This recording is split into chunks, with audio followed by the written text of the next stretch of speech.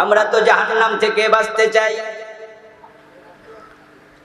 আপনি নামাজ পড়লেন, রোজা রাখলেন, হজ করলেন, যাকাত দিলেন, জাহান্নাম থেকে বাঁচতে পারেন না। আপনি একামতে দ্বীনের কর্মী, একামতে দ্বীনের দায়িত্বশীল, কিন্তু জাহান্নাম থেকে বাঁচতে পারেন নাই।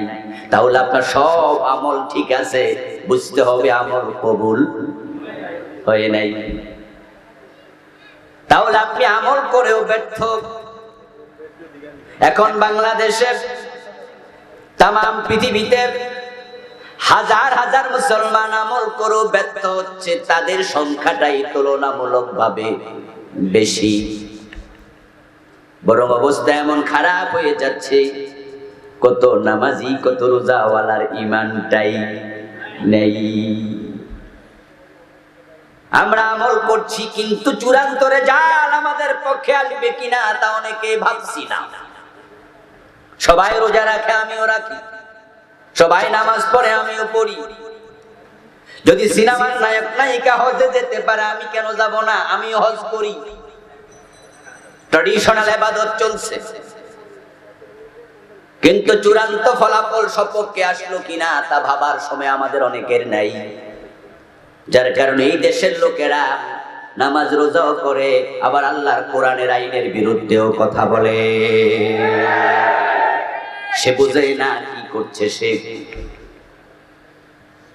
রাসূলুল্লাহ সাল্লাল্লাহু আলাইহি ওয়াসাল্লাম 1400 বছর আগে উম্মাহকে সতর্ক করেছেন। তিনি বলেছেন, ইয়াতি আলান নাসি জামান, এমন একটি জামানা মানুষের কাছে আসবে, ইয়াজতামিউনা ফিল মাসাজিদ লাইসা ফীহিম মুমিন, তারা জামাতের সাথে মসজিদগুলোতে নামাজ পড়বে, অথচ তাদের মাঝে একজনেরও ঈমান থাকবে না। ইমামও ঈমানহীন, মুয়াজ্জিনও ঈমানহীন, মুসল্লিও ঈমানহীন। এমন একটা জামানা আসবে, একটা মুসল্লিরও ঈমান নাই, অথচ জামাতের সাথে নামাজও পড়বে। জুমার দিন মসজিদে গিয়ে আল্লাহকে সিজদা করছে, আবার ওই লোকটাই দরবারে গিয়ে আসরের টাইমে পীরের পায়ে সিজদা দিচ্ছে। এমন নামাজি বাংলাদেশে আছে না নাই?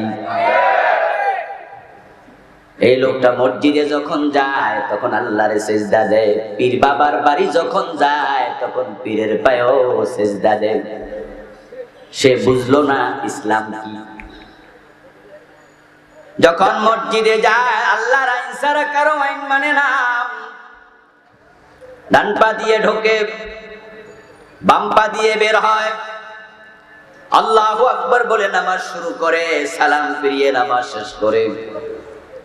ইমাম যদি মাগরিবের ফরজ 2 রাকাত পড়ে বলে সালাম ফিরায়, পিছন থেকে লোকমা দেয়।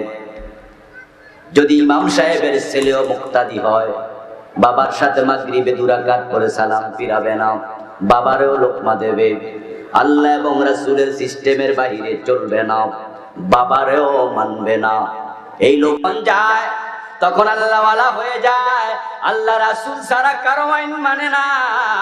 আবার ওই মুসল্লি যখন আদালতের চেয়ারে বসে রায় দেয়, হাকিম হিসাবে বিচার করে, আল্লাহর আইনে একটা বিচারও করে না। আজীব মুসলমান। রোজায় আল্লাহকে মানেন, হজে আল্লাহকে মানেন, নামাজে আল্লাহকে মানেন, কিন্তু আদালতে আল্লাহ দরকার নাই। ইসলাম কি আংশিক ধর্ম না পরিপূর্ণ ধর্ম? তো পরিপূর্ণ হলে এক জায়গায় আল্লাহ আর এক জায়গায় নাই কেন? রাসূলুল্লাহ সাল্লাল্লাহু আলাইহি ওয়াসাল্লাম এর জন্য বলেছেন, এমন এক জামানা আসবে মানুষগুলো জামাতের সাথে নামাজ পড়বে, ঈমান থাকবে না। আপনারা কি কাদিয়ানির নাম শুনেছেন? তাদের কি মসজিদ নাই? নামাজ পড়ে না, কিন্তু ঈমানদার কয়জন আছে কাদিয়ানির ভিতরে? ঢাকার বকশীবাজারে গেলে দেখবেন কত সুন্দর মসজিদ কাদিয়ানিদের। 5 ওয়াক্ত নামাজ পড়ছে, আজান দিচ্ছে আমাদের মতোই। কত সুন্দর করে বলছে আশহাদু আল্লা ইলাহা ইল্লাল্লাহ আশহাদু আন্না মুহাম্মাদার রাসূলুল্লাহ। এইভাবে আযান দেয়, আমাদের মতো নামাজ পড়ে, কিন্তু দুনিয়ার সব হক্কানি আলেম একমত কাদিয়ানি কাফের। আপনাদের ফতোয়া কি, কাদিয়ানি মুমিন না কাফের? নামাজ রোজা হজ যাকাত সব আছে, কিন্তু ঈমান। আপনার কি খবর? যারা হতভাগার দল, বঞ্চিতের দল, তাদের দলে যোগ দেয়া যাবে না, বরং সফল মানুষ জান্নাতীদের দলে যোগ দেওয়ার চেষ্টা করতে হবে। নামাজ রোজা হজ যাকাত সব নিয়ে কাদিয়ানি কেন কাফের? কারণ হলো তারা পবিত্র কোরআন মাজিদের সবটা মানে, শুধুমাত্র 4টি অক্ষর মানে না। খা আলিফ তা মিম খাতামান নবিয়্যিন। বিশ্ব নবীকে বড় নবী মানে, বড় রাসূল মানে। নামাজ রোজা হজ যাকাত সব মানে, কিন্তু নবী মুহাম্মদকে শেষ নবী মানে না। আল্লাহর একটা মেসেজের সাথে দ্বিমত করেছে। তারা গোলাম আহমদ কাদিয়ানকেও নবী মনে করে। নাউযুবিল্লাহ। গোলাম আহমদ কাদিয়ানের জন্ম 1835 সনে। এই লোকটি মারা যায় 1908 সনে। অথচ আজ থেকে 1400 বছর আগে আল্লাহ কোরআনে বলছে আমার নবী শেষ নবী, খাতামান নবিয়্যিন। প্রিয় নবী বলেছেন আনা খাতামুল আম্বিয়া ওয়া লা নাবিয়্যা বাদি। আমি শেষ নবী, আমার পরে আর কোন নবী হবে না। কোরআনের একটা মেসেজের সাথে দ্বিমত করেছে, একটা কথা অমান্য করেছে, ঈমানটা আছে না গেছে? এটাই হলো ঈমানের সারাংশ, যে আপনি একটার সাথে দ্বিমত করতে পারবেন না। এই কোরআনের বিসমিল্লাহর বা থেকে মিনাল জিন্নাতি ওয়ান নাসের জিন পর্যন্ত যত বিধান আছে সবগুলোর ব্যাপারে আপনার বক্তব্য হবে ক্বালু সামি'না ওয়া আতা'না। মুমিনরা বলবে শুনলাম এবং মানলাম। মুমিনরা বলবে শুনলাম আর মানলাম। মেরাজ থেকে ফিরে এসে আল্লাহর হাবিব যখন মেরাজের কাহিনী শোনালেন, মক্কার কাফিররা অঙ্কের হিসাব করতে শুরু করলো।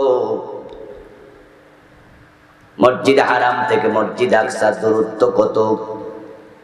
1238 কিলোমিটার, কম বেশি 1250 কাছাকাছি। যেতে সময় লাগতো 40 দিন। তৎকালীন যুগে উট ছাড়া অন্য কোনো বাহন ছিল না, ঘোড়া নিয়ে যেতে পারতো না, মরুভূমির পথ, পিপাসায় মরে যাবে। গাধা নিয়ে যেতে পারতো না, গাধা ঘোড়া উট ছাড়া তখন কোনো বাহন আর যেতে লাগতো 40 দিন, আসতে লাগতো 40 দিন। তাফসীর কাশফ প্রণেতা বলেছেন যেতে লাগবে 40, আসতে 40। আল্লাহর হাবিব বলছেন আমি গত রাতে গেছি, গত রাতে চলে আসছি। কাফেররা কয় হাউ ক্যান ইট পসিবল? 80 দিনের পথ একদিনে কেমনে? মানলাম না। আবু বকর সিদ্দিক শুনে কি বললেন?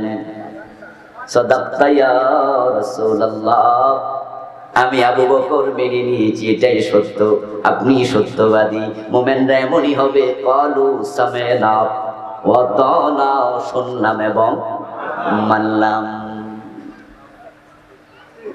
বিসমিল্লাহর বা থেকে মিনাল জিন্নাতি ওয়ান নাসের জিন পর্যন্ত কোরআন মাজিদে যত বিধান আছে সব বিধানের সাথে একমত হওয়া ফরজ। এটার নাম ঈমান। শুনলাম আর মানলাম। কাদিয়ানি এক জায়গায় দ্বিমত করেছে, তাদের ঈমানটা শেষ, বাকিটা মাইনাও কোনো লাভ। ঈমান হলো অঙ্কের মতো, 10 লাইনের লম্বা অঙ্ক। কোন ছাত্র 9 লাইন ঠিক লিখছে, 1 লাইন ভুল করছে, 10 নম্বরে কত পাবে? আরেকজন প্রতি লাইনে ভুল করছে, সে কত? আরেকজন 5 লাইন ঠিক করছে, 5 লাইন ভুল, সে কত? এটা অঙ্কের নিয়ম। আল্লাহর কোরআনের ব্যাপারে আপনি দ্বিমত করতে পারবেন না। কাদিয়ানি 4 অক্ষর মানে না, কাফের। হিন্দুরা 30 পার আর 1 পারাও মানে না, তারাও কি? কোন হিন্দু যদি বলে আমি এখন থেকে 15 পারা মানবো, সে কি মুমিন? অর্ধেক মুমিন, সেও কি? কেউ যদি বলে 29 পারা মানবো, 1 পারা মানি না, সে কি? কেউ যদি কাদিয়ানির মতো বলে 4 অক্ষর মানি না, সে কি? কেউ বলবে 2 অক্ষর মানি না, 1 অক্ষর মানি না। এর আলোকে আজকে আমরা অনেকে ঝামেলায় পড়ে গেছি। ওই যে বন্ড পীরের পাল্লায় পড়ে পীরের পায়ে সেজদা দিছে, লোকটা মুশরিক হয়ে গেছে। কারণ কোরআনে আছে ইবাদতের মালিক কে? সেই ইবাদতে আল্লাহর সাথে অন্যকে শরীক বানাইছে, ঈমান শেষ। এখন কোরআন মাজিদে আপনি নামাজ মানেন জি, রোজা মানেন জি, হজ মানেন জি, চোর ধরে হাত কাটা লাগবে এই আইন মানেন। হুজুর রাজনীতি করিয়েন না, তখন আর মানতে ভালো লাগে না। অথচ কোরআনে চোর ধরে হাত কাটো এমন আইন আছে না নাই? প্রিয় নবী বলেছেন, আমার মেয়ে ফাতেমা যদি চুরি করে ফাতেমার হাতটাও কেটেই দেব, তাকেও ছাড় দেয়া হবে না। আল্লাহর আইনের সাথে দ্বিমত করার অধিকার নবী মুহাম্মাদেরও নাই। আল্লাহ তাআলা বলেন, কুল ইন আত্তাবিউ ইল্লা মা ইউহা ইলাইয়া ইন্নী আখাফু ইন আসাইতু রাব্বি আযাবা ইয়াউমিন আযীম। ও আমার নবী, আপনি উম্মতকে বলুন, আমার উপর যে কোরআন নাজিল হয়েছে, কোরআন মানতে আমি নবীও বাধ্য। এমন নয়, এমন নয় আমি ওয়াজ করে দিব তোমরা মানিও, আমি না মানলেও চলবে, ব্যাপারটা এমন। ইন্নী আখাফু ইন আসাইতু রাব্বি আযাবা ইয়াউমিন আযীম। যদি আমি আমার রবের কথার বাহিরে যাই, কঠিন দিবসের আযাবের ভয় আমিও করি, আল্লাহ আমারেও ছাড়বেন না। ও আমার প্রিয় ভাইয়েরা, বিশ্ব নবী বলে, আমার মেয়ে ফাতেমার হাতও কাটবো যদি চুরি করে। আর 50 বছর পার হয়ে গেল বাংলাদেশে। ও মুসলমান, চোর হাত কাটছেন কয়দিন? কয়দিন? আল্লাহর এই আইন একদিনও মানেন নাই। মানবেন কেমনে? চোরে তো নাই, ঠিক না? আসেনি? চোর আছে, হাত কাটার আইন নাই। প্রমাণ হয়ে গেল এদেশের মুসলমান নামাজ মানছে, রোজা মানছে, চোর ধরে হাত কাটার আইনটা তারা এখন অন্তর থেকে মানে নাই, অধিকাংশই মানে নাই। যারা মানে নাই তাদের অবস্থা কাদিয়ানীদের মতো ঈমান হারা তারা। জেনা করলে 100 বেত লাগানো লাগবে, কোরআনে আছে না নাই? আয-যানিয়াতু ওয়াজ-যানি ফাজলিদু কুল্লা ওয়াহিদিন মিনহুমা 100 জালদা ওয়ালা তাখুযকুম বিহিমা রাফাতুন ফি দীনিল্লাহ। 100 বেত তো লাগাইবা, লাগানোর সময় তাদের প্রতি অন্তরে কোনো ভালোবাসা জন্ম নিতে পারবে না। এই হলো আল্লাহর আইন। তা আপনি নামাজে আল্লাহর আইন মানলেন, ইমাম ভুল করলে লোকমা দিলেন। সেই আপনি যখন আবার আদালতে হাকিমে চেয়ারে বসেন, জেনা ব্যভিচারের আইনে আল্লাহর বিধান মেনে একদিনও রায় দিলেন না। কাদিয়ানি সব জায়গায় মানলো, 4 অক্ষরে পেশ লাগাইলো, আপনিও তো এখানে পেশ লাগাইয়া দিলেন। তো তারা যদি কাফের হয়, আপনার ঈমানদার বলল কে?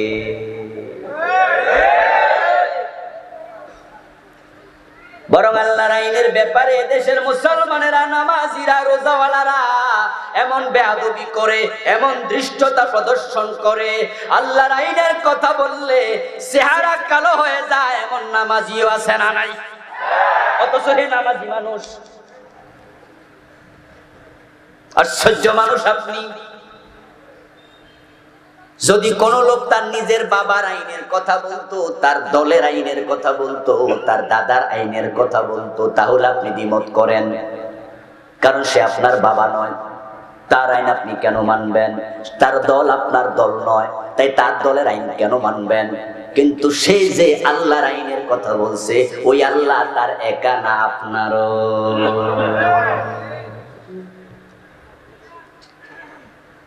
তা আপনার আল্লাহ যিনি, তার আল্লাহ তিনি, আপনি দ্বিমত করলেন কেন?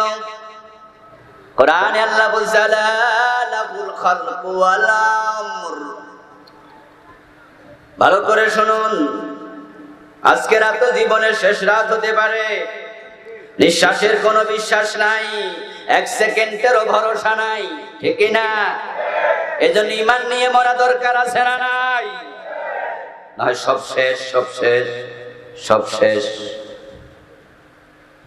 ক্ষমতা আছে তো, চোখ বন্ধ হলে ক্ষমতা নাই।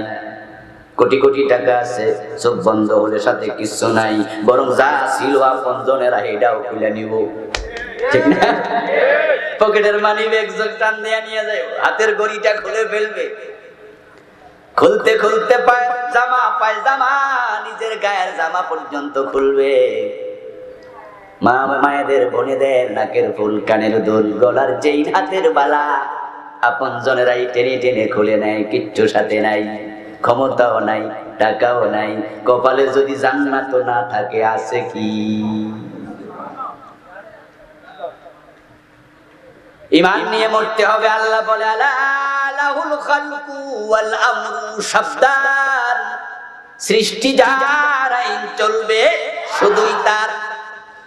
এখানে অক্ষর আছে 15টা। কয়টা? কাদিয়ানি মানে না কয়টা? তারা মুমিন না কাফের?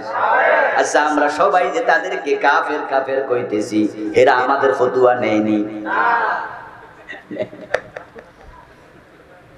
বাংলাদেশের আলিয়া বলেন, কওমি বলেন, মাযহাবি বলেন, লামাযাবি বলেন, পাঁচকল্লি বলেন, তিনকল্লি বলেন, কেয়ামি বলেন, লাকেয়ামি বলেন, মুরিদ বলেন, গাইরে মুরিদ বলেন, সব আলেমরা এক ব্যাপারে একমত, কাদিয়ানি কাফের। অনেক বিষয়ে মারামারি আমরা করি, ঝগড়া করি, কিন্তু এই বিষয়ে সব হুজুর কয় এটা ঠিক, কাদিয়ানি কাফের। এখন আমরা সব হুজুর মিলি কাদিয়ানির যদি বাড়িতে যাই, ধরেন 100 জন বড় বড় মুহাদ্দিস বাংলাদেশে বাছাই কইরা কাদিয়ানিদের এলাকায় যাইয়া যদি মাইক এক একজন এক একটা লইয়া কই, হে মিয়ারা তোমরা কাফের ঈমান আনো, তোমরা কাফের ঈমান আনো, এরা মুস্কি হাসি দিয়া কইব ফতুয়া দিয়া শেষ হইলে বাড়ি যান গা।